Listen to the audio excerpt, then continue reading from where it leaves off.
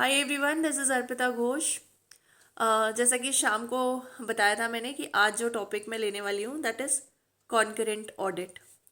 It is a very in term these days. और काफ़ी लोगों ने पूछा कि कॉन्करेंट ऑडिट क्या है।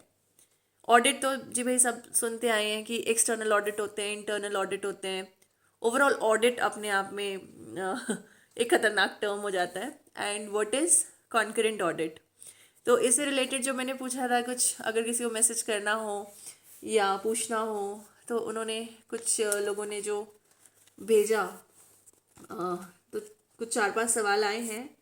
द फर्स्ट वन इज कि what is concurrent audit, how is it different from internal audit and external audit, और what does it exactly mean.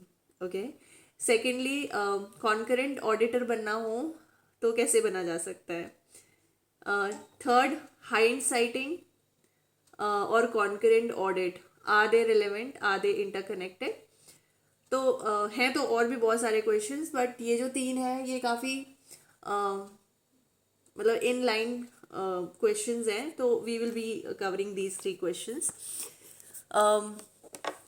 Concurrent, by the name it directly suggest कि concurrent means at the same time, during the same phase, उसी दौरान। तो concurrent audit का जो काम होता है वो तब से शुरू होता है जब आपकी फाइल जैसी कंप्लीट होती है। मतलब एज वी ऑल नो कि एक फाइल की जो लाइफ साइकिल है, या किसी भी चीज़ की, किसी भी ट्रांजैक्शन की जो लाइफ साइकिल है, क्योंकि हम यहाँ पे क्रेडिट अंडरराइटिंग और क्रेडिट सैंक्शनिंग, मतलब लोन एप्लीकेशन से लेकर के लोन डिसबर्समेंट तक की बात कर रहे हैं, तो हम इसलिए फाइल या एज पर केस बोल रहे हैं। लेकिन ऑडिट्स जो होते हैं वो हर ट्रांजैक्शन के होते हैं, and the transaction can be anything. एक बैंक ट्रांजैक्शन भी हो सकता है, कुछ भी, एक एक ट्रांजैक्शन जहाँ पे कुछ ट्रांजैक्ट होता है, जो जिसे हम विनिमय कहते हैं, जहाँ भी विनिमय होता है, उस चीज़ की हमेशा ऑडिट हो सकती है। तो when we talk about concurrent audit in terms of lending, credit, credit underwriting, तो वहाँ पे जब फाइल सेल्स वाले सोर्स करते हैं, क्रेडिट वाले उसको सैंक्शन करते हैं, क्रेडिट ऑप्स उसको डिसबर्स करता है, तो ये पूरे फेज होने के बाद जब हमारे पास कंप्लीट होके फाइल आ गई है, जिसमें जो भी क्वेरीज निकली हैं, जो भी कंडीशंस, टर्म्स एंड कंडीशंस पे लोन हुआ है, जो भी एग्रीमेंटेड क्लॉजेज हैं, उसके बेसिस में, तो जैसे ही फाइल कंप्लीट हो जाती है तो उसके रिव्यू को हम कॉन्करेंट ऑडिट कहते हैं। नाउ कॉन्करेंट ऑडिट इज, या it can be a part of internal audit. एक पीरियोडिकली जो होता है, एक पीरियोडिक ऑडिट होता है।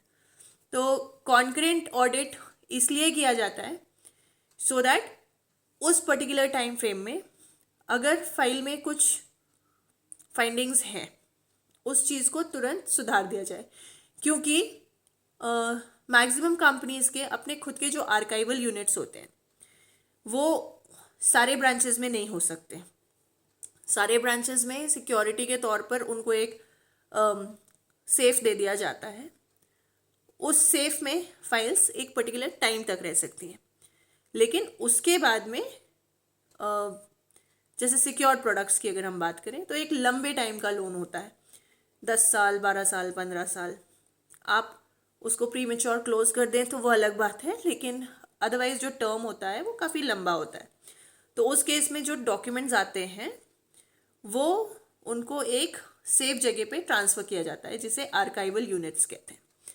तो आर्काइवल यूनिट्स में जाने के पहले फाइल्स में जो जो मांगा गया है वो सारी चीज़ें हैं कि नहीं है, फाइल पॉलिसी के हिसाब से कंप्लायंट है कि नहीं है, और सारे डॉक्यूमेंट्स इन प्लेस हैं कि नहीं है, वो at the same time check होके ऑडिट के टिक मार्क के साथ में it goes to the archival unit. Normally concurrent audit जो है वो 100% फाइल्स पे होना चाहिए, बट कई कंपनीज में जो कि कॉन्करेंट ऑडिट अभी एक नया सिस्टम हो रहा है, एम्बेड हो रहा है, तो 100% ऑडिट्स नहीं होते हैं। कुछ एट रैंडम होते हैं, कुछ सरोगेट्स अगर हैं तो उसको थोड़ा सा सेट असाइड कर दिया जाता है। इनकम प्रोग्राम के केसेस हैं तो उनको 100% कॉन्करेंट ऑडिट में लिया जाता है। क्योंकि फाइल कंप्लायंट है और कंप्लीट है, दोनों चीज़ों को देखना, इंश्योर करना कंपनी के लिए बहुत ज़रूरी है। तो कॉन्करेंट ऑडिट जो है वो at the same time immediately after the completion of file post disbursal हो जाता है। Now coming to internal audit, external audit and hindsighting. Hindsighting और कॉन्करेंट ऑडिट सिमिलर है, it is not the same, क्योंकि concurrent audit जो है वो internal audit का ही एक फॉर्म है। आई वुड नॉट से कि 100% इंटरनल, हो सकता है कि कोई एक्सटर्नल एजेंसीज भी ये कर रही हूँ, लेकिन मोस्टली सारी कंपनीज में ये इंटरनल टीम करती है, इंटरनल ऑडिट टीम करती है, ताकि फाइल जो है वो हर एस्पेक्ट में कंप्लीट हो, उसमें कोई गलती नहीं हो। एंड अगर कुछ पेपर्स कहीं मिस आउट हैं, miss out in the sense ऐसा नहीं कि गुम गए, मिस आउट मतलब कई बार क्या होता है कि ओवर द काउंटर कुछ पेपर्स आते हैं, कुछ पोस्ट डिसबर्समेंट डॉक्यूमेंट आते हैं, तो हो सकता है कि दो अलग अलग सेट आए हों, तो वो दोनों सेट को अलग अलग रखने के बजाय एक साथ कॉन्करेंट ऑडिट करके फाइल को रखा जा सकता है। एट डिफरेंट टाइम्स की बजाय एट द सेम टाइम उसको सिमिलर पैकेट में भेज के आर्काइव किया जा सकता है। इससे काफ़ी सारी चीज़ें सेव होती है, टाइम, एनर्जी, मनी तीनों सेव होता है। तो एक रीज़न ये है कि कॉन्करेंट ऑडिट होता है। दूसरा, इंटरनल ऑडिट के पॉइंट ऑफ व्यू से ये बहुत एक सेफ स्टेप है। सब कुछ करने के बाद में भी कई बार ये होता है कि दो अलग पैकेट्स में चीज़ें चली गई, तो जब ऑडिट हुआ तो बोला कि इसमें ये सारी चीज़ें हैं ही नहीं। लेकिन कॉन्करेंट ऑडिट होने से क्या है कि ये जो मिस आउट्स हैं या रिडंडेंसी है ये कम होके एरर रेट जो है वो अपने आप में कम हो जाता है। थर्डली, जो हाइंडसाइटिंग है, हाइंडसाइटिंग ये डिफाइन करता है कि जो आपकी फाइल है या जो भी आपका ट्रांजैक्शन है वो अगर उसमें कुछ मिस्टेक हो भी गई है एज पर पॉलिसी, कुछ हो सकता है कि पॉलिसी चेंज हुआ, सपोज फरवरी मंथ में एक फाइल गई और मार्च में पॉलिसी चेंज हो गई फॉर एग्जांपल, तो फरवरी की जो फाइल मार्च में गई होगी वो हो सकता है पहुंची हो मिड मार्च में, तो उसकी जो ऑडिट चेकिंग होगी वो मार्च के हिसाब से होगी, बट एज पर पॉलिसी वो फाइल फरवरी में हो चुकी है।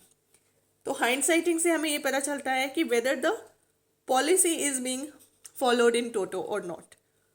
तो हाइंडसाइटिंग, कॉन्करेंट ऑडिट और इंटरनल ऑडिट, ये तीनों ही जो होते हैं ऑर्गेनाइजेशन के अपने इंटरनल ऑडिट्स होते हैं बेसिकली। कई केसेस में एक्सटर्नल भी हो सकते हैं।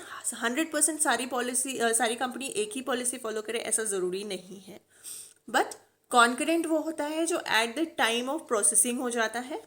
हाइंडसाइटिंग वो होता है जो कुछ सैम्पल्स उठा के चेक किया जाता है कि पॉलिसी नॉर्म्स मीट हुए कि नहीं, फाइल 100% कंप्लायंट फॉर्मेट में डिस्बर्स हुई है कि नहीं, प्रोसेस हुई है कि नहीं।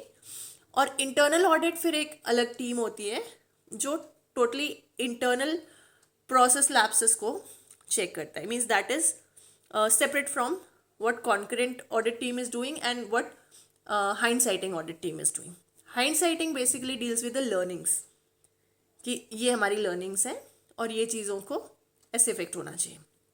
concurrent audits में जो है it is more or less माने findings and completion, और internal audit is actually the audit check, then होता है external audit.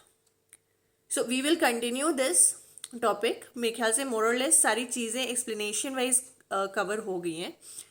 और भी अगर आपके इससे रिलेटेड कुछ क्वेश्चंस हैं तो आप मुझे प्लीज़ भेज दीजिएगा। I really don't want to make this video too long to digest. Thank you.